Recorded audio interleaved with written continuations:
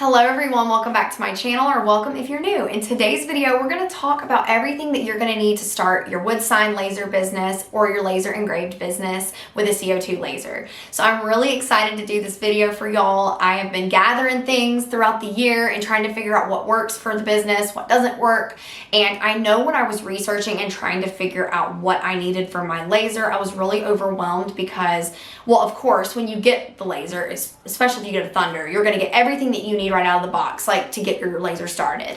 But there's of course supplies and different accessories and different things that you're going to want to purchase for your business so you can start selling products. So I couldn't find information really just all in one place of everything that I was gonna need, like on a checklist. So I knew exactly what I needed to get started. You know, there's preferences everywhere. People are like, don't use this glue, don't use this sandpaper, use this spray paint, don't use this spray paint. So I had to kind of live it and experience it in order to know like what would work for me and my business. So I'm just gonna share all of that with you guys today. And of course you can fine tune it and pick out your own brands and things that you like. I'm just gonna share what I like today. So I wanted to lay this video out in a really clean cut way that made it easy to understand products that you need so that you can make the decision for yourself on what you want to get to start your business and go ahead and start selling. So maybe you're watching this video because you are curious, so you're watching this just for informational purposes.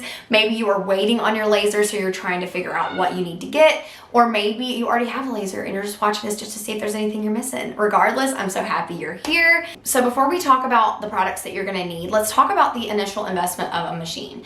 So if you don't know who I am, hi, I'm Sally, and I have been selling for many years. I have really mainly had a focus of woodworking in my business. So I knew that one day I wanted to get a laser machine, and I knew that that was an investment that I wanted to eventually make. So that is what I did in December of last year, which was 2021. I got my Thunder laser. I absolutely love it so much. I have the Nova 51 130 watt. So once I made that initial investment, it really honestly changed our lives, changed my business for the better, and I am already ready for my second machine. Like I love it so very much. And you might be worried about that initial investment. You might be scared when you see that price tag. You might think, oh my gosh, that's a lot to risk. But I will tell you guys, well, first of all, you can't grow without investing into your business. You can't keep doing the same things forever and expect to get growth out of it. You have to always continue to grow and continue to change and continue to do better in your business. So if that is something that you want and you see the products and you want to make products like that and you want to do that too, you can. But I will tell you, you can't just go and make products that you like and just throw it up on the internet and expect to get sales. You have to, of course, do the research, and you have to go look and see what's trending. It's what I like to call market research. You see what's trending, you see what's selling, you see what patterns and colors and different things are popular, so you can make products that are geared towards what people like. Of course, with the spin of your taste and what you like as well, but you have to, of course, keep your customer and your target audience in mind when you're creating those products. So once you've done all of that research and you've practiced your machine and you know and you feel comfortable in it, that's when you start selling your products. And that is really how you can start your business off successful, is by selling products that people want, and by, you know, really understanding your machine and getting to know how to make the cleanest products and things that look good and are, you know, people will buy. So talking about that investment, even though it's scary, even though it's a lot, as long as you're doing that research, that market research, and figuring out what products to make and sell, and you feel confident in your machine, you can make your profit back from the machine in sometimes only a month. I'm serious, you guys, or sometimes less, depending on like how expensive your products are selling for and different things like that. There's a lot of variations, but I will tell you guys, this laser has changed our family's lives for the better, and you can make a six-figure plus business selling these products. Okay, so now that we talked about all that stuff, let's go ahead and talk about what you will need to start your laser business. All right, so we're out in the shop here, and I have my laser. It is in a detached garage, which is separate from our house, so it's not temperature controlled in here regularly, but we'll get to what we do to keep it temperature controlled in a minute.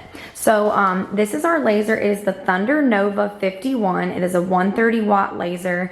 Thunder comes in various sizes and powers, but that is the one that we chose to go with. It's a really big one. I think it's the second to largest. So they have one that's a little bit bigger. It's a 63, and we chose the 51, and it fits an entire sheet of plywood in here with the doors open, so it's really nice. You can use your pass-through, and I just like the size. I think it works well for business. So this is the one we have. I absolutely love my laser so much. I won't open it up and show you all that because it's actually really dirty right now because we're in the peak holiday rush season. So I try and keep the outside wiped down, but the inside gets a little bit dirty sometimes. But here is our laser, who I love so much. And in here, as you can see, yes, I know our walls are bare. I get comments about that a lot. Like, when are you gonna paint? And when we have time to paint, we will. But right now, that is not a priority. So ignore bare walls. All right, so what is up here is what they call a mini split. So it's great for shops and garages, and it can heat and cool the air. So it's really nice to have to kind of keep this safe in the winter time, because you can kind of keep it at a warmer temperature in your shop to kind of protect it. And it also keeps you warm in the winter. Now in the summertime, you can turn it on for the air, but I found that it doesn't really get too hot here that a fan won't, you know, keep me comfortable. So I don't use it a whole lot in the summer, but in the winter time, that is a must. So if you're looking for an upgrade, a temperature controlled air, upgrade, I got this one on Amazon and it's done great for the year that we've had it. All right, so one of the first upgrades that we did was adding the external air compressor attached to the laser. And if you have a laser like Thunder, it comes with an air compressor, which works great. But with the high volume cutting that we were doing, we knew that we needed an external air compressor. So this is the one that we have. It's the Cobalt Quiet Air, and it's a 26-gallon air compressor, and it's been working fine. It's been working great. I don't really have much other to compare it to. We did have a different air compressor in here before, but it was so loud and it ran a lot, and I was like, nope, we're getting a quiet. So I definitely recommend, if you're going to get an external air compressor, get some type of quiet air and get a bigger tank. Like I said, this one's 26 gallons. And if you're wondering why this fan is here, this kind of sits in the sun in direct heat. So we have a lot of moisture in here. So we try and prevent what we can. And one thing we noticed was this was getting extremely hot.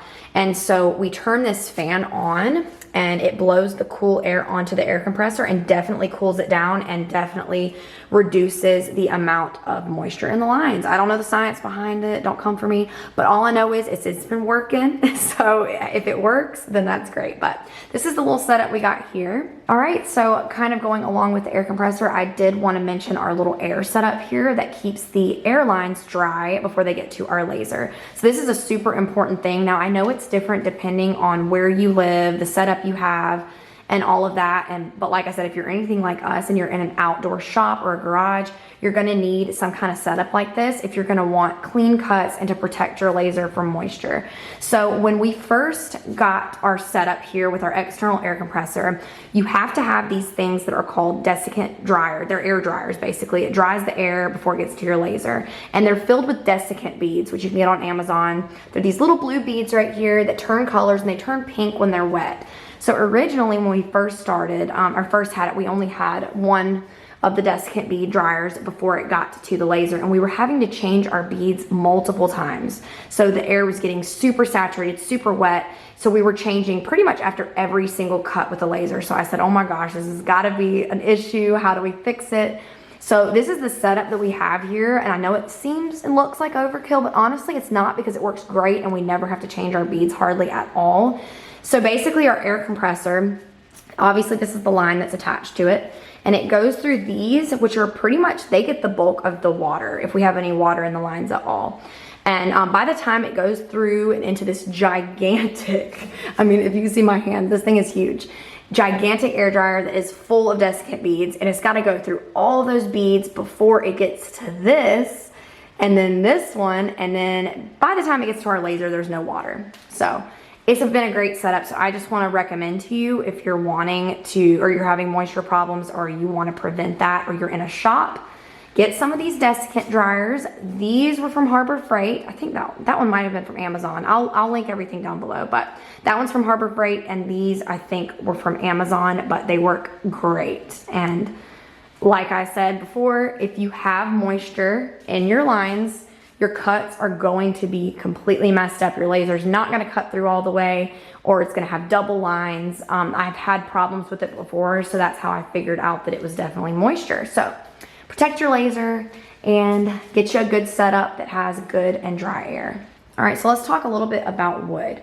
So you might be first and foremost wondering, what kind of wood do I need to use? Where can I get the wood? All the things. So what kind of wood can you use? You can use a lot of different wood in your lasers. You can use birch, you can use maple, walnut, oak. There are so many types of woods. It just goes on and on and on.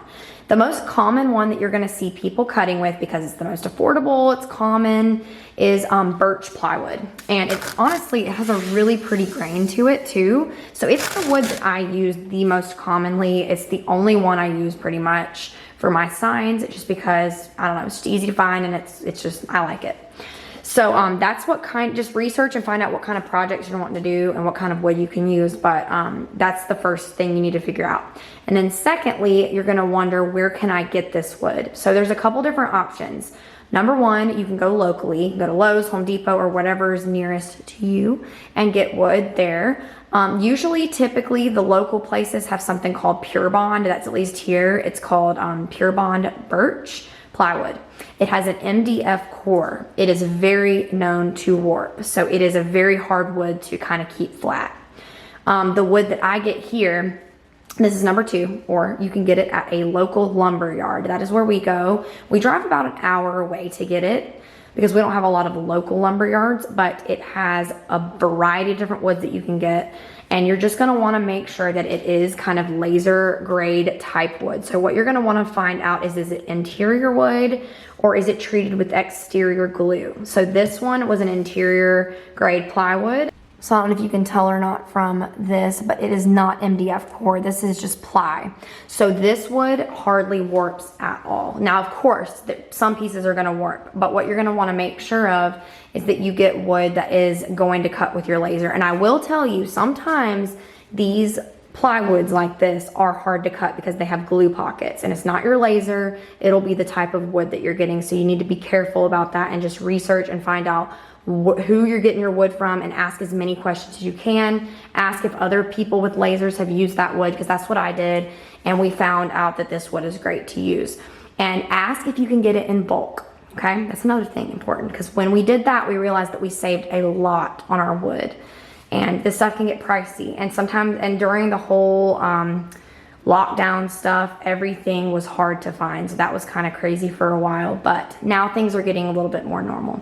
So that's the second situation. And then third, if you're looking for places to get your stuff, is online sellers. There is a lot of shops that sell laser grade wood, but the problem you're gonna run into is the size. So we get 4x8 sheets and we cut them down ourselves. That's how you're gonna save the most money. That's pretty much where you're gonna save the most money, is getting your own sheets like that. Some people have smaller lasers, so they prefer getting from online places that deliver at the size of their laser that they need. But we have this gigantic laser, so we cut them down to size. So up here, I don't know if you can see it, we have a skill saw, and we use that to cut our wood down. So what my husband will do is he'll stack our entire pallet of wood, and he'll just cut it down, and he'll measure and cut. And each piece that he cuts, which is measured to size of our laser, we stack up. So that's what we use. So you're gonna wanna definitely get you a circular saw of some type so you can cut your wood down.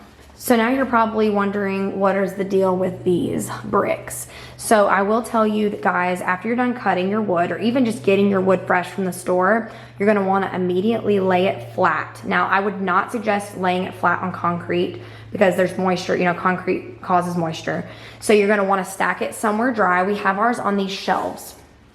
And then on top of that, you're gonna wanna put some heavy weights and just sit it there. Always leave the weights on top because it'll keep your wood as flat as possible. I used to just leave them there without anything on top, and they would eventually, like the top pieces would just warp, and it was a mess and chaos to try and cut with. So guys, I'm telling y'all, it's important. So keep weight on top of your plywood and keep it cut and keep it flat and straight. And you'll be good to go. But that's definitely something really important. And we can talk about other things down the road on how you can flatten a warped board up as well. Okay, so the next thing you're gonna obviously need, if you're gonna be doing a lot of woodworking and a lot of signs and different things like that, is paint. So you're gonna be using a lot of spray paint, and ignore how messy it is. I know it looks unorganized, but it's actually organized by color. But yes, you're gonna need lots of spray paint. Now I will recommend a couple of brands that I know work great. So locally, where we are in South Carolina, I really like the Rust-Oleum Ultra Matte 2X. It's paint and primer spray paint.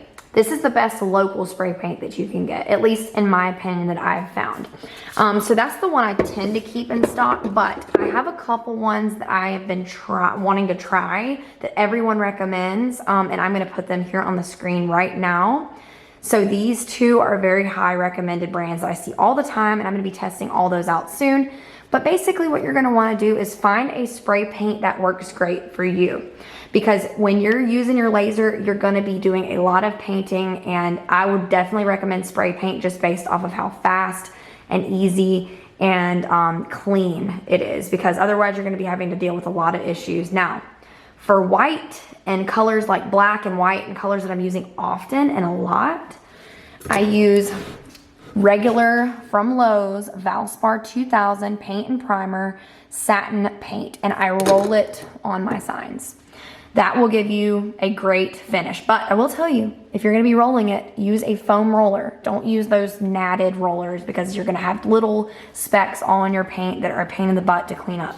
So, main colors like white and black, get you a gallon of paint. You won't regret it, it'll be great. And you can save your little rollers in a Ziploc bag, and you can use them multiple times. So that for white and black. And then for your colors, all your pretty little colors, get some spray paint and figure out what brand works great for you. But you're definitely gonna wanna stock up and get a lot of colors. But yes, and stain, of course stain. And Minwax is definitely the best.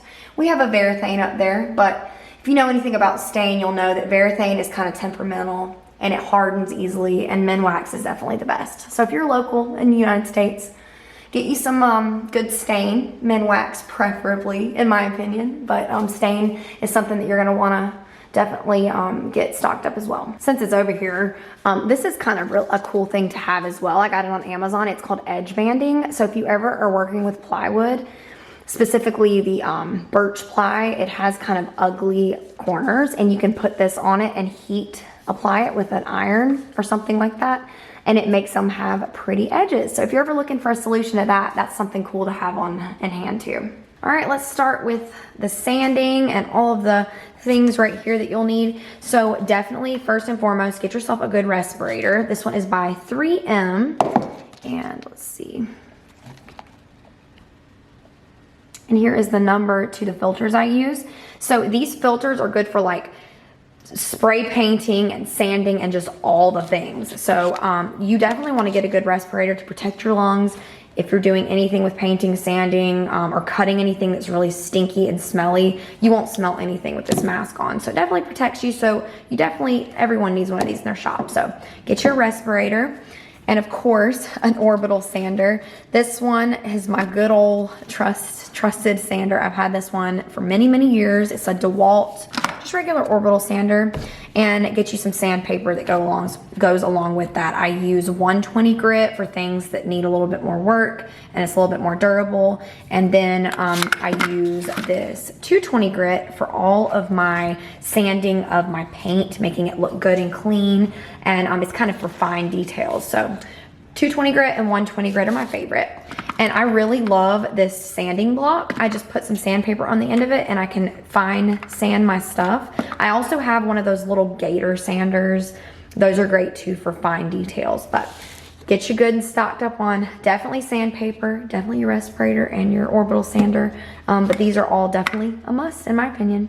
All right, now let's talk about the sticky stuff. So this is new to me. I got some of the 3M. It is basically kind of an adhesive tape that goes on the back of your wood. So if you're cutting out really tiny things, you don't have to deal with the mess of glue. You can just kind of apply this to the back of your wood, cut it, and then it's ready. And you just peel it off and stick it on. So this is new to me. I got it at Johnson Plastics Plus. And then this is the only glue that I have used in this whole year, and I really like it. It is kind of a strong glue. It smells really strong and it sticks immediately. Like once you put it down, it's there. So just be careful. But the reason I like that is the fast set time, and It's worked great for all of my woodworking projects and all of my letters on my signs. So definitely figure out what kind of glue works for you. And I'm gonna be testing out some new glues and different things, but like I said, this one has worked great if you're looking for something that you can get locally. And definitely stock up on some blue Scotch tape, painter's tape. I use this with the lining my laser. I use it on as masking, because you can use it on your laser for masking and all that stuff. So get you some good blue Scotch painter's tape. Some little cleaning things that you definitely want to get for your laser is some Totally Awesome, guys. This stuff is great. It gets anything and everything off of your honeycomb bed, or if you have something stuck on your lens or mirrors or anything that is like really caked up, or your laser's dirty, you just spray a little bit of this on there and it gets it clean as can be. I just really like this stuff. It's really good. It's a degreaser and you can get it at the Dollar Tree. So keep some of this on hand. And rubbing alcohol or lens cleaner. So this is the one that came with my laser. I just kind of use it, and also rubbing alcohol with Q-tips. So I buy my Q-tips in bulk at Sam's Club. So you're going to be using a lot of Q-tips because you're going to be cleaning your lenses, you're going to be cleaning your mirrors and getting in the nitty-gritty areas of cleaning. So those are some things that I use literally daily, and you're going to want to keep that stuff in stock. Just kind of moving along the line here. I know this is kind of all over the place, but it works. So some headphones, you guys, because when you're in here, you're going to be wanting to listen to some music, and your air compressor is going to be running, your laser is going to be running, and it's going to be kind of loud in there. So I got these on Amazon and I really like them. They're the little they're called J-Lab, and they're just wireless headphones that were 19 bucks. And I love them. This is my second pair because I lost one of the buds to my last pair. But keep you some headphones in your shop and put you on some good music or a good podcast or some Simply Sallie YouTube videos, and you can listen to that while you're working. Definitely get you one of these or some kind of knife or something, because you might have a glue pocket on some wood or just something that doesn't want to pop out. And I use this every day, literally trying to get a piece of wood off of something or whatever. So some kind of knife or blade that you can cut with.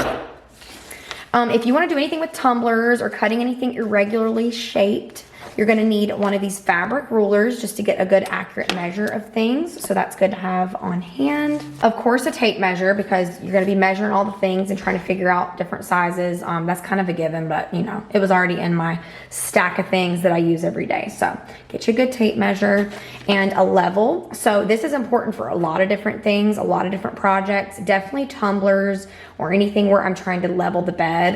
For example, I was doing pumpkins last week for Halloween. So I was having to level my pumpkins straight. So get you a little level that you can use.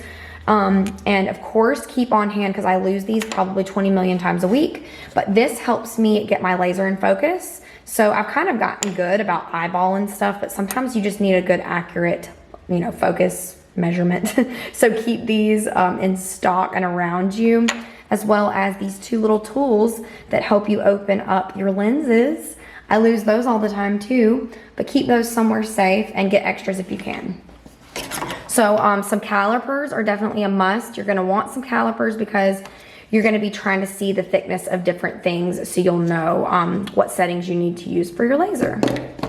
Another thing that we made sure to purchase extra of was extra mirrors for your laser and extra lenses. So I always keep those in stock, because you never know if, for example, you forget to turn your air on and you turn your laser on, bam, a fire starts immediately, or it starts flaming up, your lens might bust, or it might crack, or something might happen and you need an extra lens. So buy extra mirrors and extra lenses to have on hand.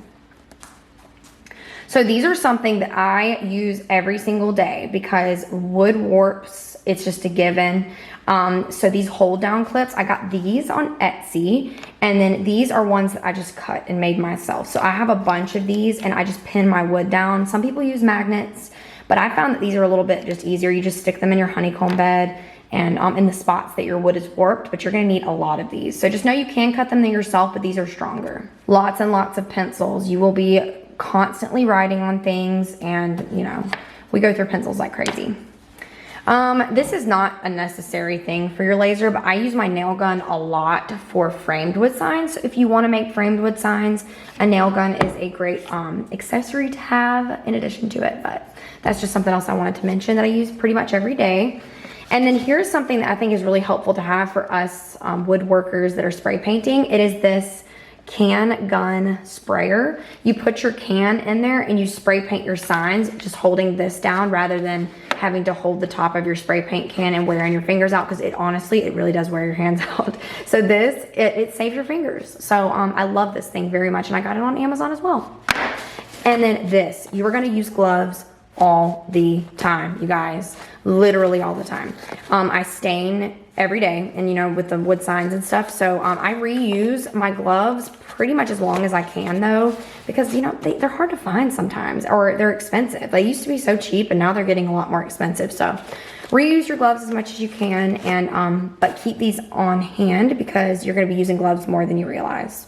Here's another thing that we keep in the shop, and I know you guys are probably gonna laugh, like that is not a laser necessity, but I'm gonna have a shop tour soon and kind of go into all the things that we have in here that have made our life easier. But this, it definitely helps with bugs. It is a bug zapper, and we also got it on Amazon, and it kills the bugs in here. So if you're working out late at night and you have your garage door open, luckily since it's almost winter, or fall, I guess it's not even almost winter yet, the bugs have slowed down a lot, but on hotter or warmer days, they're always coming in here. So I'll put this next to the laser and it kills all the bugs. So that's great because they're annoying and they're always in your face.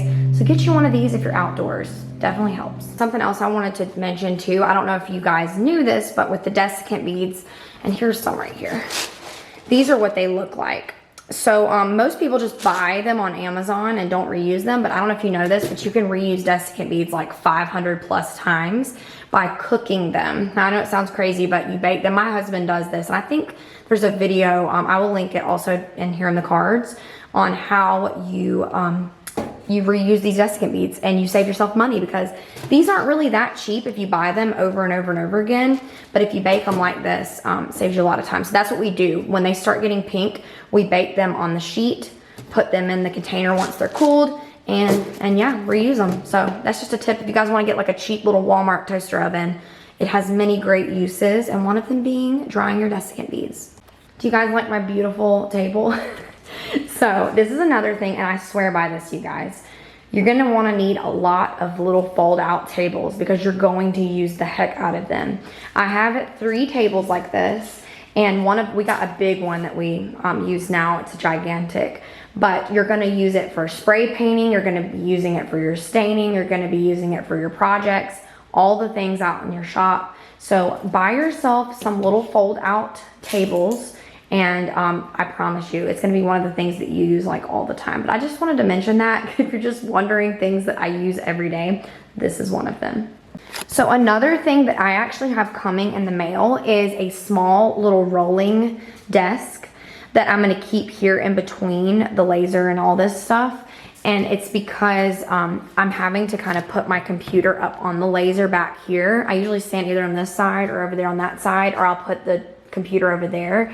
But I just want to mention that you guys are going to have your computers out here probably working on your stuff, plugging your laser in, getting your files onto your laser. So find something that you can keep your computer on, because I have many times almost dropped this, because once this opens, if you open up the door here, as you can see, it can knock your computer off onto the floor.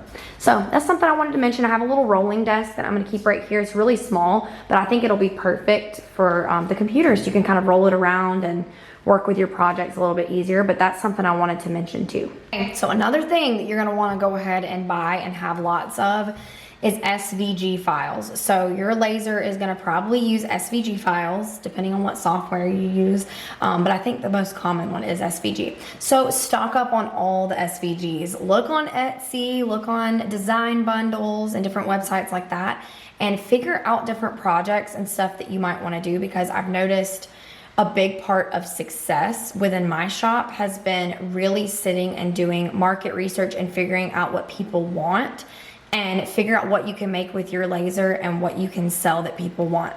And go stock up on all those things and just play with your laser and figure out kind of what you like making and creating. But there's so many different files and things you can cut with your laser. Like bowls. I never thought you could make bowls in flexible plywood and just different things like that. Like there's all kinds of cool and different projects that you can do. All the fun ornaments, just all the crazy stuff. Oh look, it's a spray paint holder. Like I didn't even know they had a file for that. That's really cool. So something else that I use every single day are these cardboard sheets. So they're 48 by 48 cardboard sheets, and we make our own boxes. So this is something else I wanted to mention, that if you're doing laser cut items, large signs and things like that, you're gonna wanna make your own boxes. It saves you a lot of money, and you can just have the flexibility of doing that. So if you guys want a more in-depth video of how we make our own boxes and the tools we use to do so and all that, let me know. But stock up on these if you definitely are going to be making larger items and, you know, want to save money with that, because I think we got these pretty low cost. I can't remember the exact price, but a lot cheaper than going and buying boxes that are fit to size and our crazy sizes we make. And then stock up, of course, on bubble wrap. Now, I'm telling y'all, Sam's Club has the cheapest bubble wrap that I've found, even compared to online. And you get these gigantic rolls. They used to only be $11 and something. Now I think they're like 14 something.